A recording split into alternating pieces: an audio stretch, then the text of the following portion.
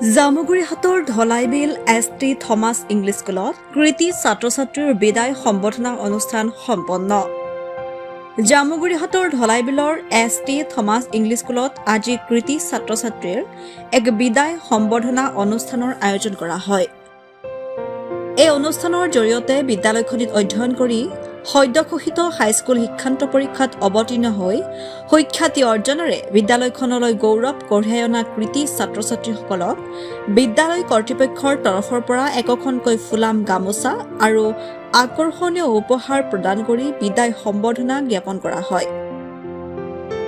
অনুষ্ঠানটিত অংশগ্ৰহণ কৰে বিদ্যালয় পৰিচালনা সমিতিৰ সভাপতি ও বিষয়ববীয়াসকলৰ লগতে ছাত্ৰ-ছাত্ৰীসকলৰ অভিভাৱক আৰু অঞ্চলটোৰ গণ্যমান্য ব্যক্তিসকলে।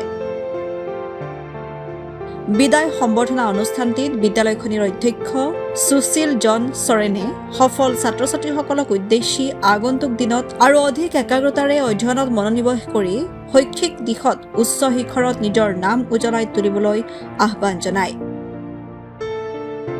অনুষ্ঠানৰ মাজত বিদ্যালয়ৰ ছাত্ৰ-ছাত্ৰীসকলে পৰিৱেশন কৰা গীত নৃত্যই সকলোৰে মন জয় কৰে। অনুষ্ঠানটি সৰ্বাতোপ্ৰকাৰে সাফল্যমণ্ডিত কৰি তোলাৰ বাবে বিদ্যালয়ৰ অধ্যক্ষগৰাকীয়ে সকলোকে ধন্যবাদ ও কৃতজ্ঞতা জ্ঞাপন কৰে। নমস্কাৰ সবকে, মই ফাদাৰ সুশীল জন চৰেন, চেণ্ট থমাছ স্কুলৰ প্ৰধান শিক্ষক প্ৰিন্সিপাল। আজি আমি আমাৰ 35জন ছাত্ৰ ছাত্ৰীসকলক বিদায় দিলোঁ।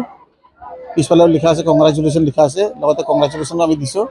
আজি আমি বিদায় আৰু বিদায়ৰ আমাৰো পাতিছিলোঁ, লগতে আমি সিহঁতৰ সফলতা পাইছে তাৰ কাৰণে আমি এই সম্বোধনা পাতিছিলোঁ তেখেতসকলৰ কাৰণে।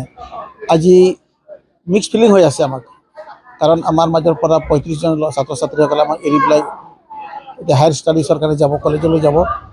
নাৰ্চাৰীৰ পৰা ক্লাছ 10লৈকে আমাৰ লগত আছিলে, কিছুমান আছিলে 13 বছৰলৈকে, 12 বছৰ, 10 বছৰ তেনেকৈ আমাৰ লগত থাকি মানে এটা পৰিয়াল হিচাপে আছিল আমাৰ লগত।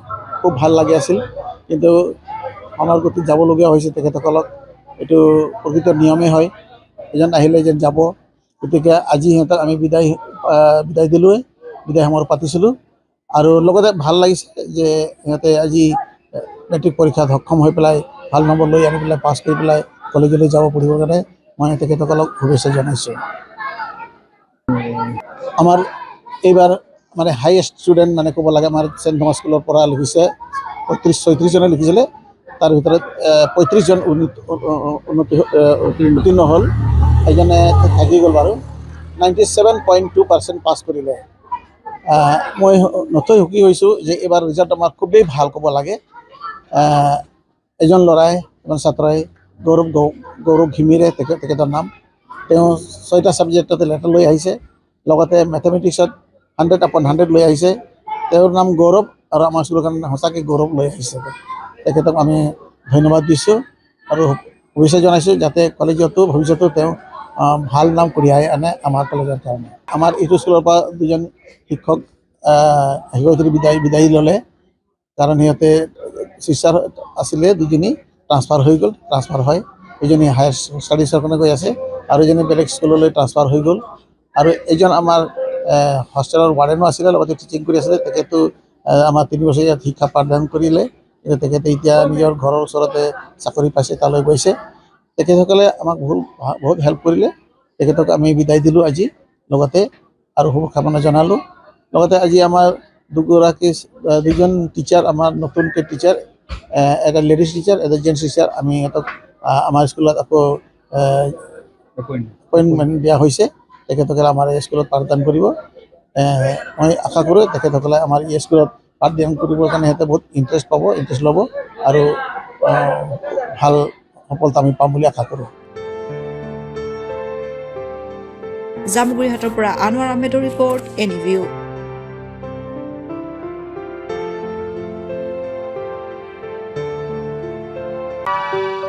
আপুনি বাৰু হাড়ৰ সমস্যাৰ কাৰণে পাটনালৈ যাবলৈ চিন্তা কৰি আছে নেকি? এতিয়া আৰু চিন্তা নাই। আপোনাৰ যিকোনো হাড়ৰ সমস্যা হ'লে এতিয়াৰ পৰা আৰু পাটনালৈ যাব নালাগে, কিয়নো এতিয়াৰ পৰা গুৱাহাটীতে পাব সেই সকলো সা-সুবিধা। গুৱাহাটীৰ আমিনগাঁৱত অৱস্থিত Patna orthopaedic and multi speciality হস্পিটেলত কম খৰচতে পাব সেই সকলো উন্নত মানদণ্ডৰ চিকিৎসা সেৱা য'ত অভিজ্ঞ চিকিৎসকৰ দ্বাৰা সম্পন্ন কৰা হয় বিভিন্ন ধৰণৰ হাড়ৰ অস্ত্ৰোপচাৰ। বৰ্তমানলৈকে ৩,০০০তকৈও অধিক ৰোগী সুস্থ হৈছে। हमारे हॉस्पिटल में ऑर्थोपेडिक से रिलेटेड हर तरह का इलाज जैसे कि joint replacement, trauma surgeries, spine surgeries, Ilizarov surgeries और की होल सर्जरी जिसको आर्थ्रोस्कोपी कहते हैं उसका इलाज संभव है।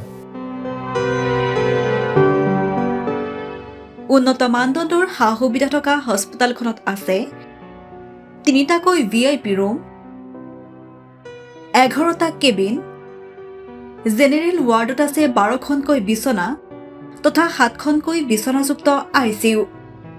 তাৰোপৰি এই হস্পিটেলখনৰ ভিতৰতে আছে ফাৰ্মাচীৰো সা সুবিধা।